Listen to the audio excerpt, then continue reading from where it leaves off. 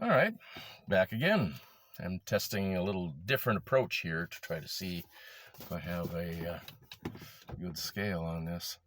Move back a little bit and readjust things just to kind of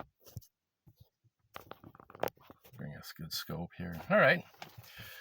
Well, I've covered over parts of what basically my message so far has been that so many people have been blaming previous generations, the boomers, for example, insofar as the plight that they face now. Blame the president as far as to doing the things that he's doing now, which actually there's a sinister force that has been operating for decades, maybe even centuries, that have taken over an awful lot of what we do. There's ways of coping, and I am here now to try to present something that would be in a little way of coping, and hopefully over a period of time these things can build into something that would be of beneficial use for those of whom that would be, I guess, willing to address this. Today, I'm going to go into how to sign your signature without liability. And I'm going to go through an overview and some points dealing with law, and then the actual how to sign to make it so that you would find it relevant, because what we're dealing with today seems to be an electronic signing type of a thing, where you go in and you use your finger and you got to blah, blah, blah, blah, like that, and that's considered your signature. It hasn't been used for centuries that way.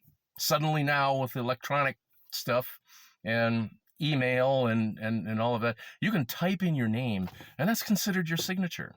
Well, there's a hidden liability to that is taken away from you when you just sign it that way. And I'll get into this so that as to help elucidate what it is that you lose by not doing it old school.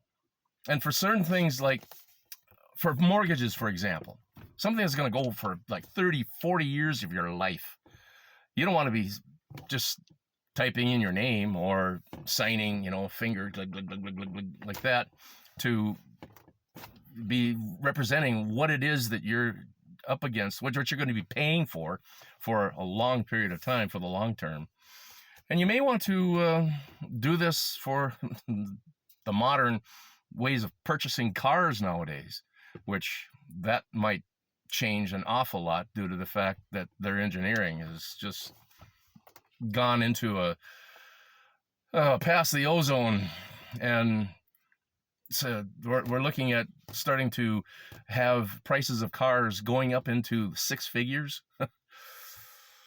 For me, that was the price of a very nice house back in the 1970s. But that's a bygone time. Anyway, how to sign your signature without liability with the overview. Big Brother's master plan to subjugate the entire human race is utterly dependent on people continuing to volunteer and finance their own enslavement. Think about that. Without such largesse from the public, the chosen masters face certain calamity and exposure for their crimes. Heretofore, system operatives have been overwhelmingly successful at duping unwitting victims into volunteering for virtually every kind of financial hell imaginable. And make no mistake, it is purely voluntary. The system is working exactly as it is designed to do, and the chroniclers of chaos proudly trumpet their statistics as they inch forward in their dreams of total world domination. Well, okay, these are concepts that